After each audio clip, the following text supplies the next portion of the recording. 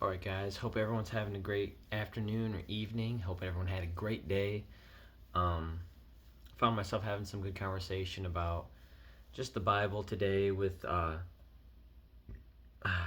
somebody at work, and just having good conversation about some of the philosophical approaches to that and just how we truly understand. And nobody really knows, especially when we think about things like Genesis. But I think the closer you want to get to God, the easier it is to just seek His truth.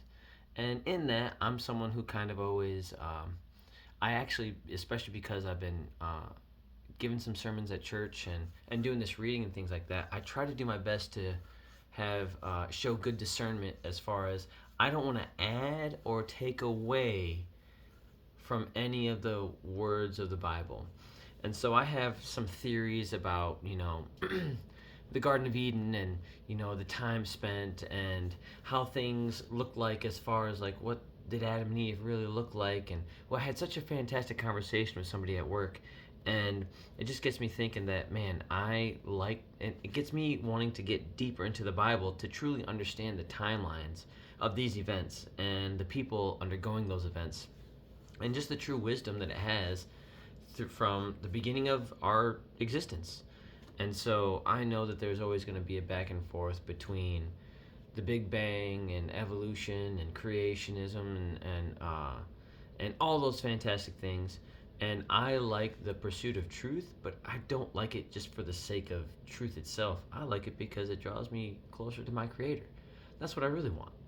And so, regardless of opinion, I just like having those conversations. Those are fun for me because they're just a nice intellectual exercise. It lets me get out and stretch out a little bit and kind of put my brain to the test. And I invite anybody to partake in that, especially if it's a nice, productive, and respectful conversation.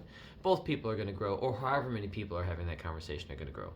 But be that as it may, I'm going to get to my reading. It is Proverbs 13, and continuing on the expectation that the next 10 chapters or so are going to be about just little 2 sentence proverbs that are just good tidbits of wisdom. So here we go, guys. A wise child accepts a parent's discipline. A mocker refuses to listen to correction. Wise words will win you a good meal, but treacherous people have an appetite for violence. Those who control their tongue will have a long life. Opening your mouth can ruin everything. Lazy people want much but get little, but those who work hard will prosper. The godly hate lies. The wicked cause shame and disgrace. Godliness guards the path of the blameless, but the evil are misled by sin. Some who are poor pretend to be rich, others who are rich pretend to be poor. The rich can pay a ransom for their lives, but the poor won't even get threatened. The life of the godly is full of light and joy, but the light of the wicked will be snuffed out. Pride leads to conflict. Those who take advice are wise. Wealth from get-rich-quick schemes quickly disappears. Wealth from hard work grows over time. Hope deferred makes the heart sick, but a dream fulfilled is a tree of life.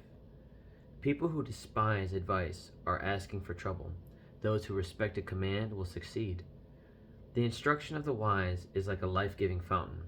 Those who accept it avoid the snares of death. A person with good sense is respected. A treacherous person is headed for destruction. Wise people think before they act. Fools don't, and even brag about their foolishness. An unreliable messenger stumbles into trouble, but a reliable messenger brings healing. If you ignore criticism, you will end in poverty and disgrace. If you accept correction, you will be honored. It is pleasant to see dreams come true, but fools refuse to turn from evil to attain them. Walk with the wise and become wise. Associate with fools and get in trouble. Trouble chases sinners, while blessings reward the righteous.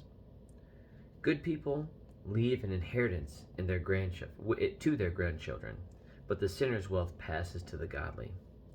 A poor person's farm may produce much food, but injustice sweeps it all away. Those who spare the rod of discipline hate their children. Those who love their children care enough to discipline them. The godly eat to their heart's content, but the belly of the wicked goes hungry. And again, that's chapter 13, guys. There's so many of these that I love.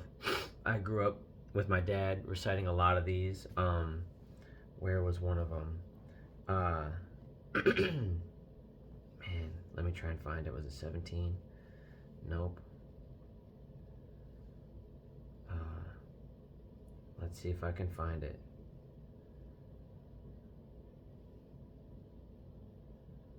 I think it's here. People who despise advice are asking for trouble. Those who respect a command will succeed. And a lot of that was, when I was younger, I didn't always follow what my dad said, even though he'd give me good advice. And I found myself getting in trouble quite often. And it wasn't until I became a father and joined the military and all those little tidbits, all the proverbs that he had shared with me as a young man, I just grew to appreciate that much more, because I found out just how helpful they really were, how beneficial they were to my life. Realizing that, hey, if I'm honest, hardworking, willing to follow instruction, willing to take criticism, even the criticism that people want to hurt you with, if you truly reflect on the words that may or may not be true in what they've said and find some wisdom out of it, that's great. If they want to try and keep you down, that's one thing. But there's always something that you can take out of any type of criticism. That's one thing I've also learned, that if someone has something to share with you, or say you have a poor leader in your workplace. I've been blessed to have some phenomenal leaders, and I currently have a phenomenal leader in my workplace. But if you have one, there's something that I've been told that I absolutely love. You can always learn from every leader, whether you're learning what to be or what not to be, because it impacts the culture and the whole entire workplace. It's the same thing for a household, same thing for a business, same thing for a school or a church. The leaders that are loving, that are service oriented, are just going to create a culture that everybody's embracing, and they're creating more leaders. Places that it's not, you're going to know that too, and it's going to be on the other end of the spectrum. Not a fun place to be.